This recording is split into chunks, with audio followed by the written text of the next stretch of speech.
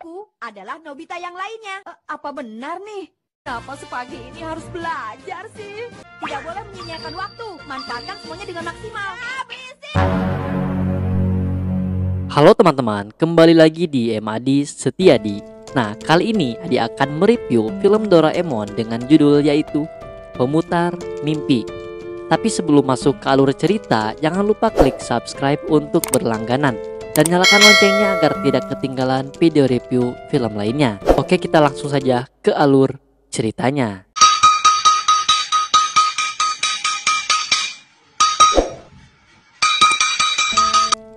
Film dimulai dengan latar belakang pada malam hari. Di sana terlihat keluarga Nobita yaitu ayah, ibu, Doraemon, dan Nobita sedang berkumpul menonton TV. Lalu saat menonton TV, channelnya diganti oleh Nobita dan hal itu langsung dimarahin oleh ayahnya. Dan Nobita bilang kalau acara komedi ini pun menarik dan dia pun tertawa sendiri di sana. Kemudian Nobita memindahkan channelnya lagi untuk menonton Tsubasa. Dan hal itu membuat ayah dan ibunya kesal. Dan karena Nobita memindahkan channelnya terus, jadi ibu dan ayahnya menyuruhnya untuk tidur saja. Kemudian Doraemon dan Nobita pun masuk ke dalam kamarnya. Dan Doraemon menyuruh Nobita untuk tidur. Nobita pun menolak tidur dan dia pun sampai menangis. Kemudian Doraemon mengeluarkan suatu alat dari kantongnya. Ternyata alatnya bernama pemutar mimpi. Jadi alat itu adalah alat yang bisa menggantikan TV, di mana kita bisa memutar mimpi di sana. Kalau di bawah bantalnya dimasukkan CD, maka kita akan masuk ke dalam mimpi yang ada di CD itu. Kemudian ada CD yang Doraemon larang, dan hal itu membuat Nobita bertanya-tanya. Dan Doraemon pun menjelaskan kalau CD yang dia larang itu tentang pendidikan, dan pasti Nobita tidak akan suka. Tapi Nobita malah memilih CD tentang pendidikan itu dan memasukkannya ke bawah bantal. Nobita pun langsung tidur di atas bantal alat yang dikeluarkan oleh Doraemon tadi. Meskipun Nobita belum ngantuk, tapi dia mencobanya. Dan saat Doraemon mengobrol dengannya, tiba-tiba Nobita langsung tertidur. Kemudian tiba-tiba ada trompet yang mengarah tepat di depan wajah Nobita. Dan hal itu membuat Nobita terbangun. Ternyata orang yang meniup trompet itu adalah orang yang mirip banget dengan Nobita.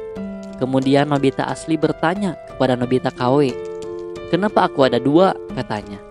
Jadi Nobita KW itu adalah Nobita pendidikan, di mana dia sudah menjalani pendidikan hingga menjadi lelaki sejati. Kemudian Nobita pendidikan itu menunjukkan matahari pagi yang cerah dan mengajak Nobita yang asli untuk pergi. Namun Nobita asli pun heran mau kemana pagi-pagi. Dan Nobita KW bilang kalau pagi-pagi itu harus jogging. Mereka pun langsung pergi jogging dipimpin oleh Nobita KW di sana.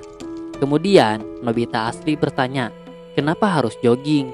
Dan Nobita KW bilang kalau jogging itu membuat tubuh sehat dan imun tubuh menjadi kebal.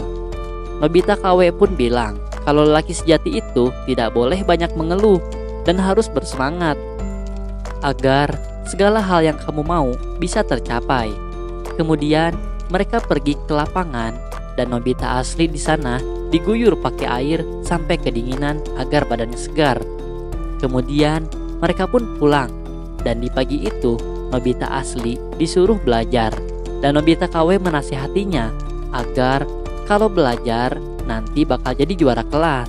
Lalu Nobita asli pun tidak tahan lagi dan mimpinya tidak asik dan ingin kembali dan ingin mencoba mimpi yang lain. Dan Nobita KW pun terus menasihatinya dengan tanpa putus asa sampai mengejar-ngejar Nobita yang asli. Dan Nobita asli pun menutup telinganya dan akhirnya Nobita pun terbangun dari mimpinya. Kemudian Doraemon menasihatinya, sebenarnya Nobita tidak boleh keluar dari mimpi seperti itu. Kemudian Nobita memilih CD yang lain dan memilih yang berjudul Bajak Laut. Dan dia berharap semoga menemukan harta karun. Dia pun tidur lagi di sana. Pada mimpinya terlihat bendera bajak laut berkibar dan terlihat di sana Nobita memakai pakaian pencari harta karun. Di sana Nobita menjadi kapten dan mempunyai banyak anak buah dan ditemani oleh gadis yang cantik. Di sana, gadis itu bilang, apakah Kapten Nobita yakin ingin pergi ke Pulau Harta? Padahal itu bahaya. Lalu tiba-tiba wajah Nobita berubah pucat dan dia pun muntah. Dan gadis itu pun bingung. Baru kali ini dia melihat bajak laut yang mabuk kapal.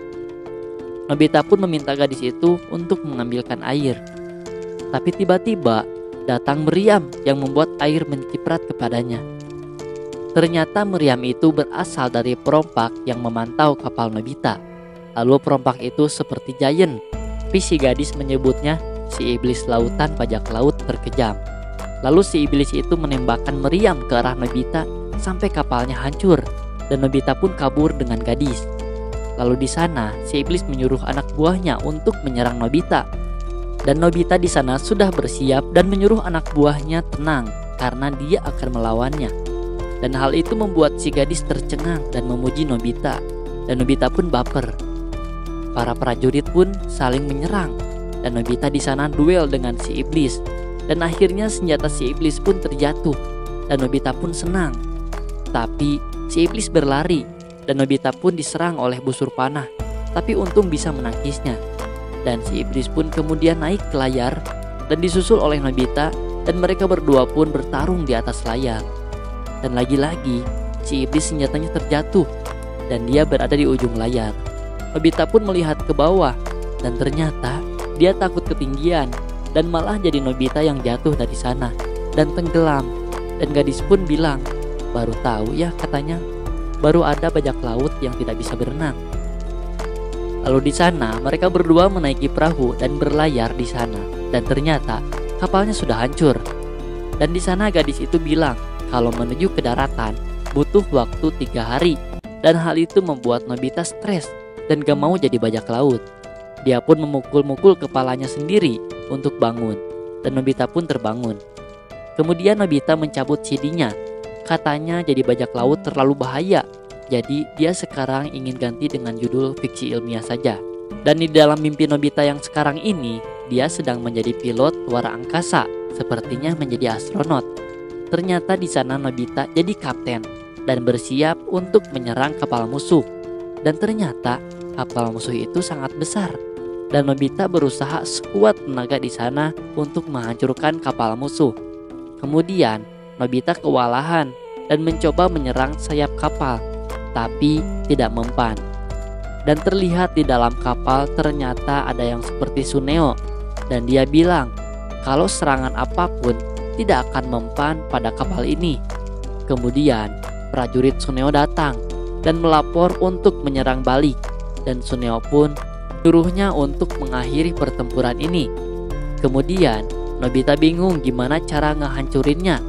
Lalu datang Shizuka di layar yang bilang kalau kapal itu punya titik lemah, yaitu generator.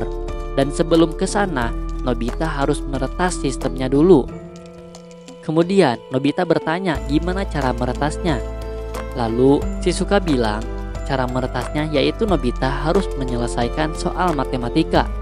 Dan di sana Nobita kaget dan bingung karena sepertinya dia kesulitan mengerjakannya. Lalu Nobita di sana menjawab satu soal, tapi dia menjawabnya salah dan kapalnya pun langsung ditembak. Dan Nobita pun keluar dari kapal. Di sana Nobita pun berteriak ingin keluar dari mimpi dan dia pun bangun lagi.